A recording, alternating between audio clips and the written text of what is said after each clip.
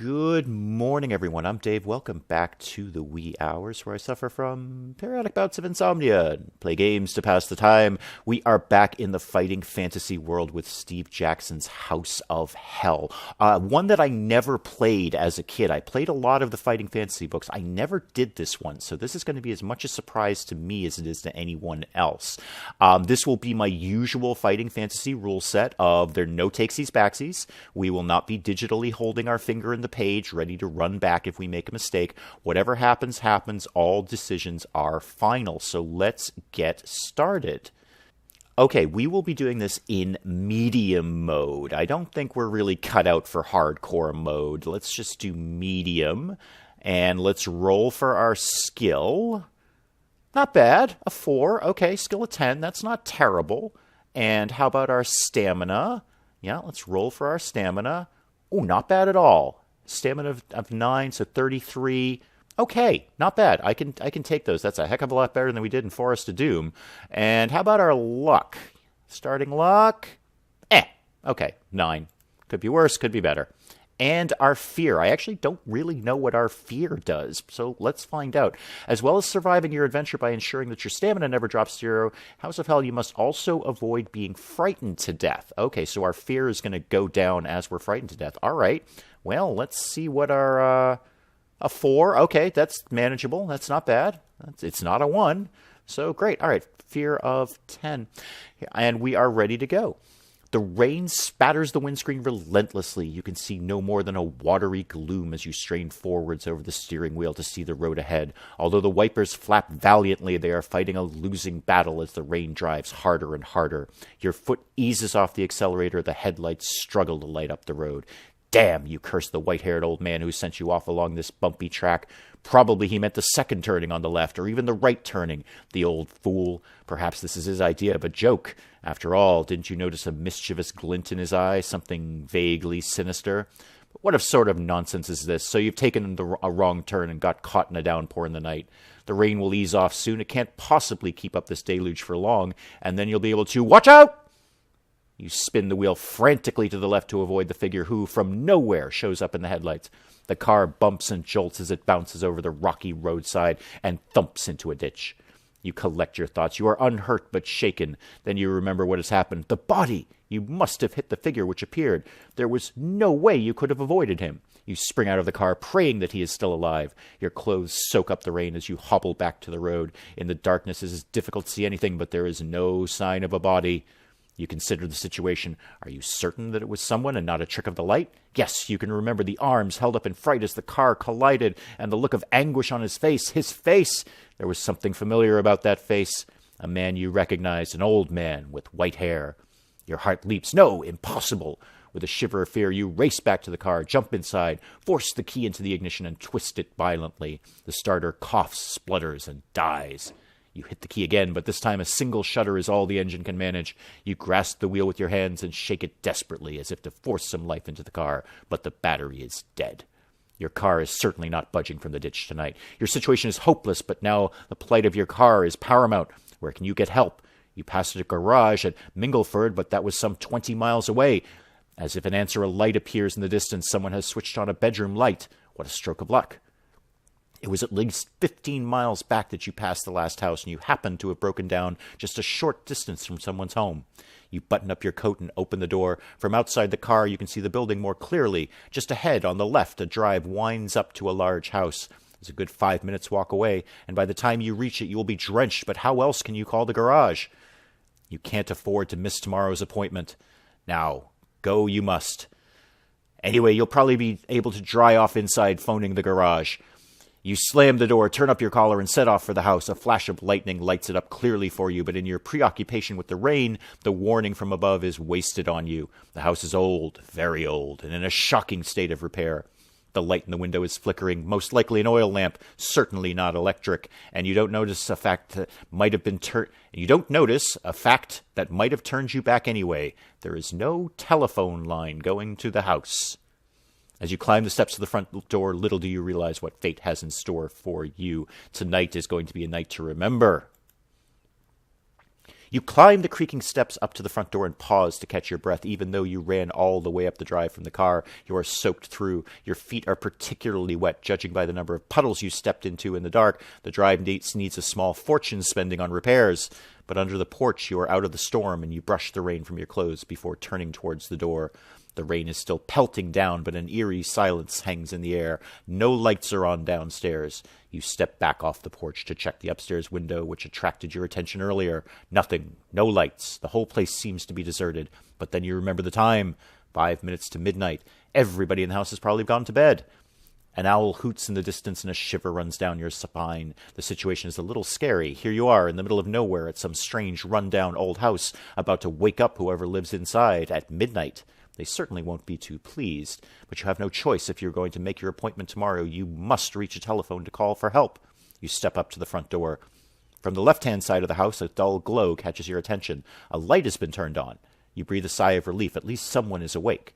You consider your options. There's an elaborate knocker in the middle of the door and a bell pull hanging down from the right. Will we wrap the door with the knocker? Will we pull the cord? Or should we creep around the house to investigate the light? I think we should investigate the light. This is clearly not a fun house. I mean, it is the house of hell, according to the title. So let's just sort of check things out first. You walk from the porch around the side of the house. A light is indeed on, and it's shining through a window at the back of the building. Do you wish to go around to see if you can see anything at the window? Or will you walk up to one of the other windows and see whether you can enter the house without anyone knowing? I don't think we want to break in right now. That doesn't sound sane. So let's just sort of keep checking things out. Let's go to the window here.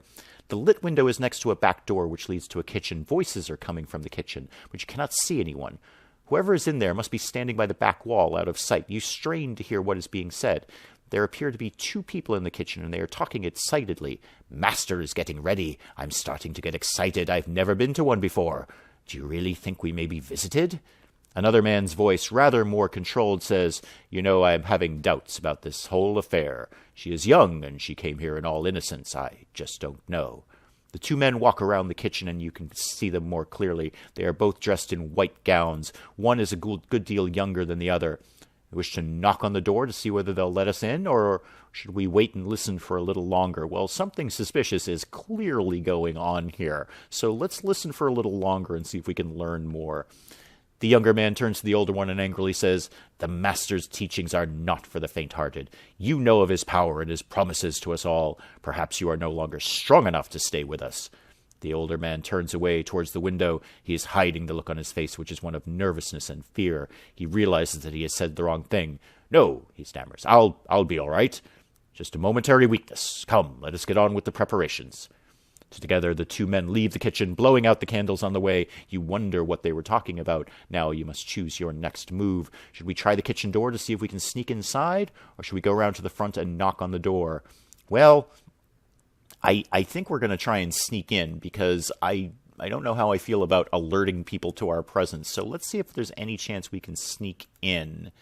The door is firmly locked. You will not enter the house this way. We can try and attract the attention of the two men who were talking, or we can return to the front door and use the bell pull or the knocker. All right, let's just march up to the front door and get this over with. We got to get in this house, so let's use the bell pull. That's appropriately dramatic. You grasp the rope and pull. From the depths of the house, you hear a tinkling noise, and the light from the side window goes out. A few moments later, the door handle turns slowly and the door opens. Standing in the doorway is a tall man dressed in a dark suit with tails. His long face is solemn. Yes? He asks indignantly. You smile nervously and explain your situation. Your car is broken down. You need to reach a telephone and you are soaked to the skin. The man's face remains expressionless. Come in, he orders. The master is expecting you. Follow me. He leads you into a reception hall and tells you to sit down while he informs his master of your arrival. You sit down in a solid carved chair and look around. The reception hall is certainly not what you would have expected from the outside. It is elegantly decorated with rich tapestries and fine oak panels. A number of portraits line the walls. A sturdy 16th century table is set against one wall. We wait for our host to arrive, study the paintings, or hunt for a telephone. Well, you know what? I've watched more than a few horror movies in my time, and the paintings are always where the real scare is, so let's go study the paintings. Yes, absolutely. Three portraits are particularly interesting. Will you look at the beautiful young woman wearing a tiara, a middle-aged portly gentleman wearing half-moon glasses, or an elderly woman with gray hair and a cold expression? Let's check out the middle-aged portly gentleman. He sounds fun. You study the portrait of the Duke of Brewster, 1763 to 1828. A rather elegant sort of chap, you think, as you stare at him, but suddenly you jump back. You could swear you saw his eyes move. A moment later, your suspicions are confirmed. His eyes are definitely moving, directing your attention towards one of the doors in the hall. What is happening? Your car breaks down and suddenly you're in an elegantly decorated derelict house with moving portraits? When you sit back in the chair and wait for our host to return, try the handle on the door that the portrait is looking at. Or just look at another painting. I'm going to go ahead and, this is not a sentence I expected to ever put together. I'm going to take the painting's advice and try the handle on the door that the painting is looking at. You race across the door and twist the handle. Ah! You stifle a scream and release the handle immediately as an electric shock runs up your arm. Well, that wasn't very friendly, Mr. Painting Person, Mr. Duke of Brewster. Lost 2 stamina points. Oh, yes, you look like someone who's called the Master. Footsteps, someone is coming. The tall man you met earlier walks in, opening the door for another tall man dressed in a red smoking jacket. May I present Lord Kelnor, the Earl of Drumer, the butler announces. The Earl holds out his hand and you shake it. His grip is strong and his eyes pierce yours. His lips widen to a soft smile. You begin to tell him of your predicament, but he holds up his hand. Please, I can see that you have been caught in this filthy storm. Let us sit by the fire, and we will see whether we can help. Franklins, tell the cook to prepare some food for our visitor. You protest that you do not wish to be any trouble, but your host ignores you and leads you into a drawing room where a fire is burning. You take off your coat and sit down. The heat of the fire makes you feel comfortable once more. Franklins returns with 2 glasses of brandy. Will you relax and drink the brandy and ask if you can use the telephone? Or will we wait to see what he asks you? Yeah, let's not drink the brandy right off the bat. That's just a sure cure for waking up somewhere terrible. Yeah, let's just wait. Let's just wait and see here. Your host is a little annoyed by your nervousness. Come, he says, there's no need to be afraid. Has your little accident caused you to lose your nerve? Drink your brandy. You'll soon forget your fears. As you watch him, your mind begins to play tricks on you. Is his expression one of genuine concern for your welfare, or is there a hint of something secretive in his eyes and smile? You shiver and your fear of the situation is evident. You gain 1 fear point. A short while later, Franklin's appears. Your meal is served, sir, he says to the Earl. You both rise and go through the dining room. The dining room looks magnificent. A long table stretches between 2 fine chairs and is laid with gleaming silver cutlery. A rich red wallpaper covers the walls, and the room is lit by a sparkling chandelier, bristling with candles, which hangs from the ceiling. You take your seat, and the butler moves behind you to offer you wine. Which wine would we like to drink? Well, I don't know. What are they serving? We don't know what the food is. Do I want white or red? Was this fish or beef? Oh, that's a tough choice. I think we got to go with white wine here. Red just sounds, red wine in a horror story, that can't possibly end well. So we will take the white wine, Franklin's. The wine is dry and light, obviously a very expensive vintage, but there is a puzzling aftertaste which you cannot place. Perhaps there is a little sediment in the decanter. No, the taste is more like aspirin. Too late, you realize your wine has been drugged. You start to raise yourself from the table, but the effects are already taking hold. You stumble, fall back, and crash to the floor. Consciousness fades. You open your eyes, your head is spinning, and it is some time before you are fully aware of the fact that your hands and feet are bound. The room you're in is empty, but you work out a plan. You'll hop over to the window, break the glass, and use it to cut yourself free. Pulling yourself to your feet is awkward, but you manage it with a mixture of hops and shuffles. You arrive at the window. Outside, the wind is blowing the rain against the window panes. Will you go ahead and smash the window with your hands? Something of a risky business. Or will we test our luck instead? Oh, our luck is pretty good. We've got a decent luck. Let's test our luck. All right, roll to test our luck. Oh, sadly, our luck has run out. Oh, dear. Well, that was an unlucky roll, indeed.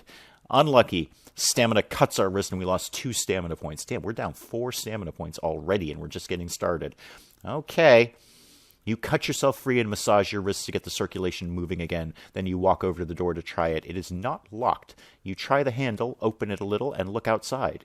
Your room is on a first-floor landing. Facing the door is a balustrade, and looking over the banisters, you can see the entrance hall below. To your left, there are 2 doors in the corner of the landing, which runs along to the right. Should we go that way? Or looking to our right, the landing runs past another door and then turns to the left. Well, 6 1/2 dozen of the other. Let's go that way. You walk up to the 2 doors in the corner of the balcony. The one on your left is named Balthus. The one in front of you has no name. If we wish to enter the Balthus room, or shall we go through the other door, or shall we ignore the doors? Well, let's make that choice next time, and we'll wrap it up for here. Until then, I'm Dave. Thank you, as always, for joining me in the wee hours, and we'll see you next time.